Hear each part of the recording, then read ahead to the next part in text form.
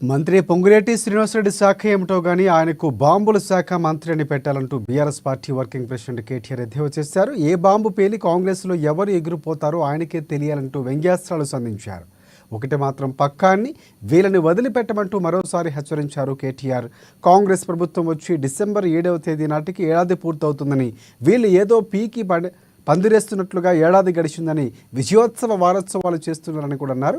November 29వ తేదీన కేసీఆర్ రాష్ట్ర సాధన ఉద్యమంలో నిరాహార దీక్ష ప్రారంభించారని, మేము కూడా కాంగ్రెస్ ప్రభుత్వ పరిపాలన వైఫల్యాల వారోత్సవం చేస్తామని త్వరలో డిక్లరేషన్ చేస్తామన్నారు కేటీఆర్. ఏ శాఖలో ఎవరెవరు మోసం చేసి ఎంతెంత తిన్నారో మేము చెబుతామని, పాదయాత్రలు మిగతా కార్యక్రమాలు తర్వాత ప్రకటిస్తామన్నారు కేటీఆర్.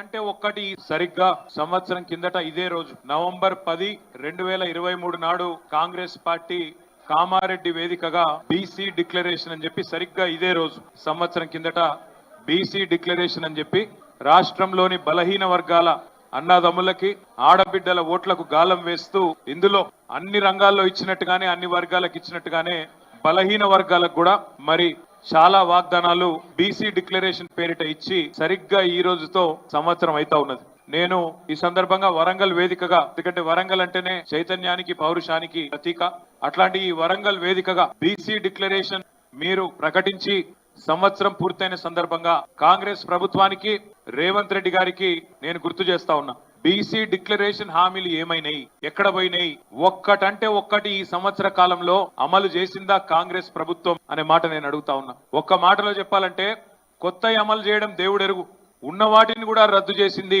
రేవంత్ రెడ్డి ప్రభుత్వం. ఏం రద్దు చేసింది, ఏం అమలు చేయలేదో కూడా నేను మీ ద్వారా ప్రజలకు కూడా చెప్పే ప్రయత్నం చేస్తాను, మీకు కూడా కొంత గుర్తు చేసే ప్రయత్నం చేస్తాను. ఒక మాటలో చెప్పాలి అంటే కాంగ్రెస్ ప్రభుత్వం బలహీన వర్గాలకు, బీసీలకు చేసిన ద్రోహం గురించి చెప్పాలి అంటే వెనుకబడిన వర్గాలకు వెన్నుపోటు పొడిచిన ప్రభుత్వం కాంగ్రెస్ ప్రభుత్వం.